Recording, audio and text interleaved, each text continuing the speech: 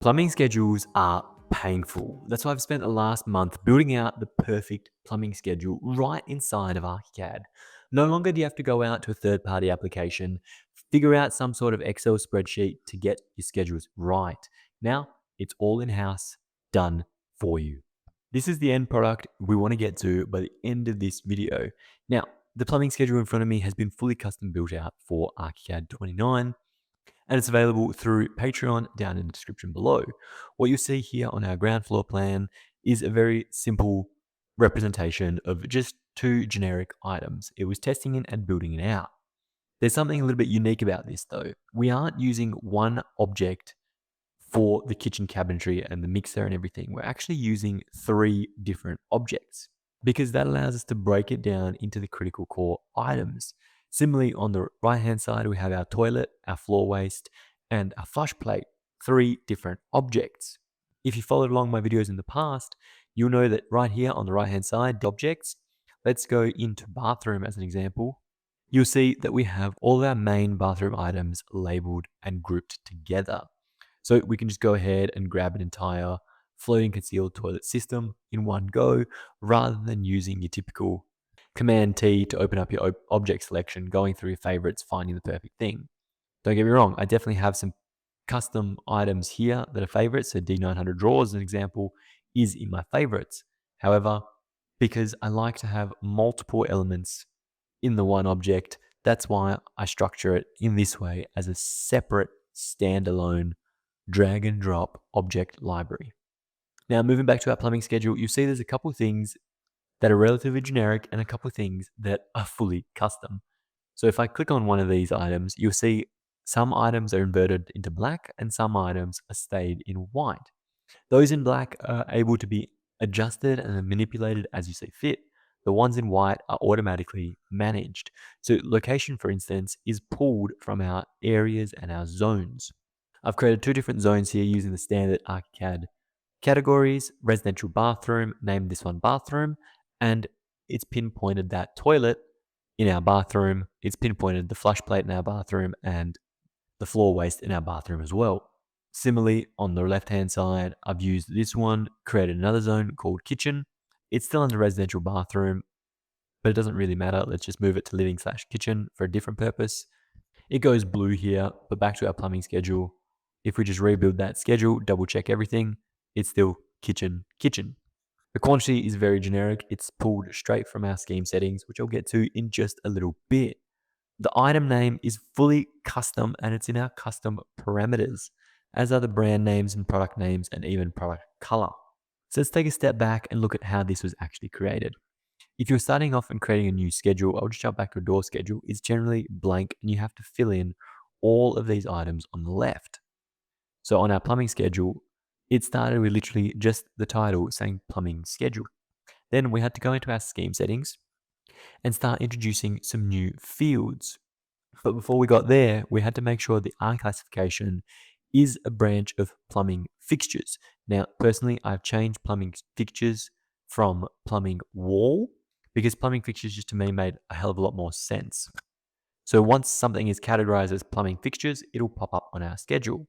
Back on our ground floor plan, let's open up our toilet.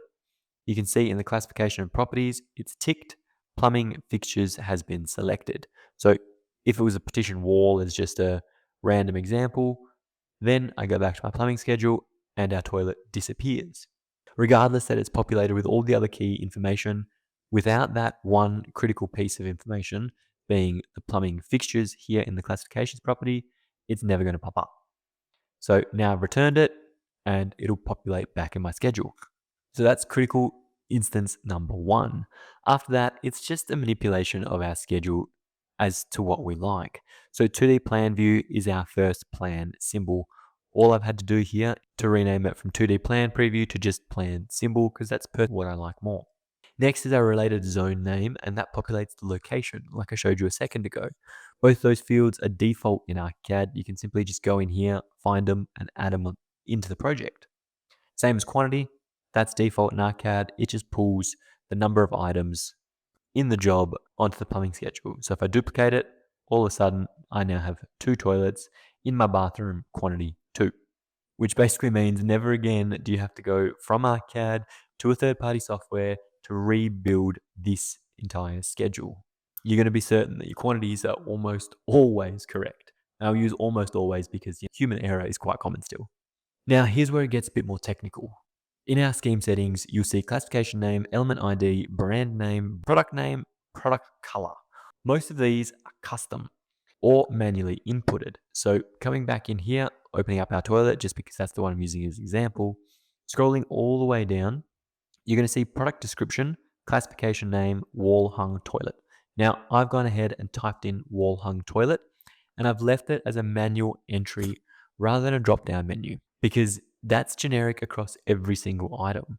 So this way, we can set up all of our favorites so that when we come in here and double check, open up this sink, we'll see that it says plumbing fixtures. Scrolling down to the bottom, we've unlinked that from the project and it just says undermount sink. And then we have all of the same for the next sink down and so on. Similarly, the ID for all of our objects is straight out of Archicad. So you'll see if I click on an item, it pops up here under ID and property to be able to quickly change it. WC01 in this instance, sink 01, vanity 01, and so forward. How you describe that in your own projects, how you detail it, completely up to you. That's just something that I have adopted. This is where it gets a little bit more complex. Brand name, product color. We could pull this information directly from the object name itself and try to figure it out that way. But that would mean every object we pull in has to be absolutely perfect and there can't be any mistakes whatsoever, which in reality just doesn't happen. So we're better off going up to options and opening up our property manager. Then we can start typing in things like brand name and it pops up. For you, that won't be there. You have to go new, property, brand name, and put that under product info for it to come up. After that, we have to assign it obviously to our classification, being plumbing fixtures, which is in our classification manager. We type in plumbing, we find fixtures, we edit this list, and we add things like brand name. That same step was repeated for the product name and the product color. The only difference with the product color is product color in this instance is set up as an option set rather than a string. A string allows you to type in whatever you want. An option set, literally just go into option setup, allows you to add a generic set of items that you can choose and tick from at any given time. Now, given that plumbing fixtures are relatively consistent and the same thing throughout the world, we have the same finishes here and there, it's very easy to create an option set. And if you need more, you just go option set, add another one, and you can have that in your own template as well. The product color is also then introduced a 3D view just to give it something and help break up this schedule in itself. Sometimes it's nice to see what we're working with in 3D. And if we need to increase the scale to 1:50 to see it even a bit better, we can. It's nice to see that our flush plates are detailed very, very well. If you're not working with precision 3D modeling, then just take this 3D preview off, scheme settings, hit 3D Axo, and just hit remove. And then that'll remove that line. I won't do that for now. Lastly, there's 3 line items down the bottom, which are automatically generated from the objects. Some are manipulatable, others are not. I didn't personally want to activate automatic dimensions here on the right because it just makes the schedule a little bit messy. If we need to know the size, we can simply look down here. It's not too hard. It is a little bit more work, I'll be honest, to figure out that the length 360 is 360 this way. This is a lot more visual and easier to understand. But, sometimes we have to make critical decisions to keep our documentation clean, seamless, and not overwhelming for people that they just don't want to look at it at the end of the day. Anyway, that's all from me, team. Thank you so much for watching. I hope you enjoyed the video. Make sure you smash that subscribe button down below. And like always, I will see you next week.